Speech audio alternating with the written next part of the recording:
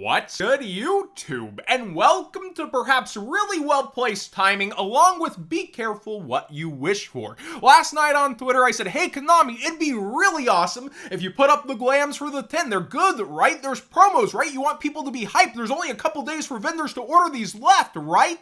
And then they did answer today and put it on up. Less than 24 hours later, we get this thing slopped together, and boy, is there a lot of drama in the community around this, and I'm going to cover that. First off, coming from my own observations, I really did not like seeing this Red Eyes. It's one of my favorite Red Eyes arts of all time, except we already have a 25th rare of this in the Legendary Collection, so what is this doing here? Konami, there's another 2400 Joey card that would look awesome on the cover of the 10 called Jinzo if you want to replace, or simply fix the art and put a different Red Eyes there for the mass appeal. But going through here, a lot of people are saying this is now casual bait, that there's nothing for competitive players. And are you all forgetting what a Megaton is, even though this technically isn't called a Megaton? It's a 25th anniversary 10 dueling heroes. Well, it's still going to have Battles of Chaos, Dimension Force, Darkwing Blast, which is a pretty darn good set, Tactical Masters, Grand Creator cards, so plenty there inside of the 10 for competitive players. Whenever we talk about hit home run products,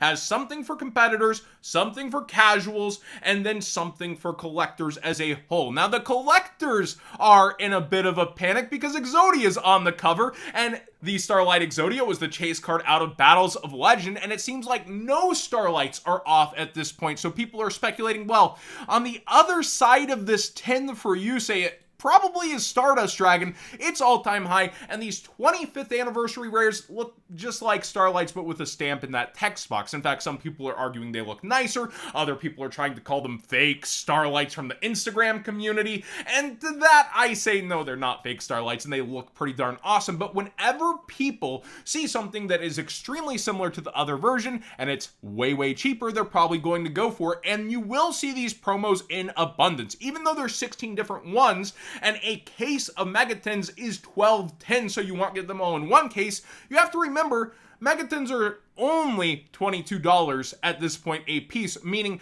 you would have to go through about 3 cases of Megatons to equal 1 core set case.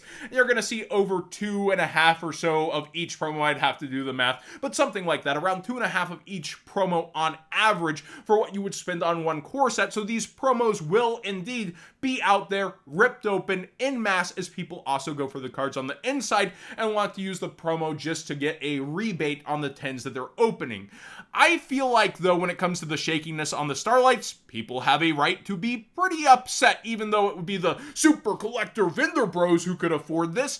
You gotta think that 1 out of every about 11 cases of Battles of Legend had this, because 1 out of every 10 cases wouldn't have a Starlight, right? And there's 10 different Starlights. So looking at if you had the set together, there's probably some value displacement into the limbs that will happen for a recoup, because people will want the limbs. They'll, in fact, maybe want to go with the new head on that, but then look at the price and say, nah, I'm good, when, you know, they have the $10 head. Or it will start them on their collecting journey to complete the set. Who knows? But with it just being the head of Exodia most likely in here, you still get some rebate-ish in a sense of there will probably be value displaced into the set. Or access code Talker could get some of it, because we have the Rain side here, and it's Firewall Dragon, not really one of the best ace monsters to put out there as a 25th, but some people are hyped. And then the new Solomon Great as well. Now, going through again the different takes, I agree that competitive promos are a part of 10's histories. I think the 2019 10s got it the most right by far. You have Nibiru D-Shifter, and you have also Dark Ruler No More as world premieres in the 10 that really took things off. And also, speaking of shaking up formats, Elder Entity Norden being imported into Megatons before and being like a $5 promo, which people were super happy to have until it got banned, of course. You get crazy value in 10s in the past for your reprint. Buck, Ghost Ogre, and Snow Rabbit, Pot of Duality from Collector's 10s, Maxi, Tour Guide, really just headline names becoming promos almost instantaneously for their reprint, instead of like dragging it out and doing this short print version and then another version. So the 10s usually had this history of giving back in that way, and it still does to a degree because you're going to have the cards inside. But after last year, we had short prints within the tins, and that felt pretty bad. Half prints, if you will, where they were twice as hard to get as other cards at times, and with the ratios, that's not the most pleasant.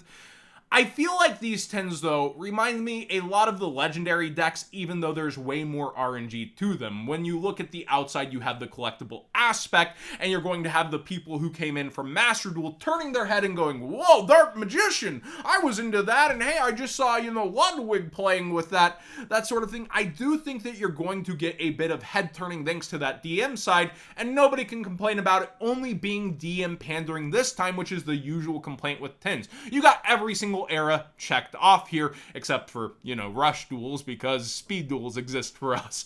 But when it comes down to it, I think this is actually a good mix of getting back on track, but still really lacking versus past year's tins, and this will be still heavily ordered by vendors. So how long it sits on shelves versus going up is the real question, because when I usually tell you guys I would get cases of tins, it's to keep them sealed longer term, hope that Konami doesn't rewave them, which has happened in the past, like the Gold Sark tins got rewaved in the EU, but they still did really good for themselves because of the demand to rip them open, whereas this, I think it will age well with all those protagonist monsters on there, and I think people are undercrediting the 25th rare to a degree, but at the same time, the abundance of the cards will create the market for the cards at first. It will take time for these to end up drying up, and then we'll have to see where it goes from there. Anybody telling you they know directly where it's going, they're speaking out their wazoo. All you can do is educated guess and then see. I personally think it will age well over time thanks to this front cover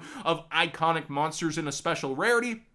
Especially if, going with speculation, that next year they did the Rivals, which would pair with this, which would make people want to grab backwards towards it. The sets inside are pretty good as well that are mentioned so far, and I personally like the tins as a whole, but I get why the reveal itself is causing drama between the bad looks, between the Starlight reprint of Exodia, 25th rare of Exodia looking like a Starlight reprint, I should say. But when it comes down to it, I understand why people are shaking. And also, we haven't seen Yuma's side. It could be Utopia, but you can actually read it this time, which could also hurt this, which has already tanked over half of its value over time.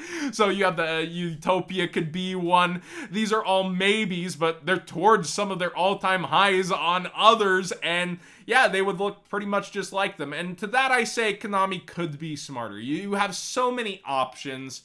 You could do alternate arts. You have so many different ways you could have gone to make both collectors and casuals happy. But for this time, it seems like they're going for the competitive community within the tin and the casual community outside, hoping that collectors eventually buy into them, which you have, again, that rift. If you're a collector, let me know in the comment section down below how you feel about 25th Rare and its accessibility. Is it not enough of a chase for you? Is it just the right amount where you're like, yeah, you know what, I can pack every single one and maybe 2 cases of tins. I call it a day there, and it's a bunch of monsters I like, potentially.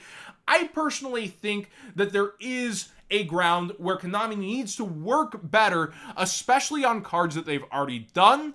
But at the same time, I think that I like these tins as a whole, and I just hope that they work on that. Thanks for watching today's video. Even if you disagree, let me know in the comment section down below. We can have calm talks about this, unlike Yu-Gi-Oh! Twitter and Reddit, right? But seriously, thanks for watching. Please subscribe if you haven't already. Give this video a thumbs up if you enjoyed the conversation. And yeah, it's a wild day with this reveal, but I like it. I can't not like it. And I do actually want to add, I have the incentive to tell you to use code What's Good 5 for 5% off and to support the channel directly if you want your tins at Gamer's Choice or whatever. The mega tins are usually my biggest paycheck each year, and it's been one of my smallest so far up until this reveal, and we'll see how it does today. But I don't fall in love, super hype, this is amazing.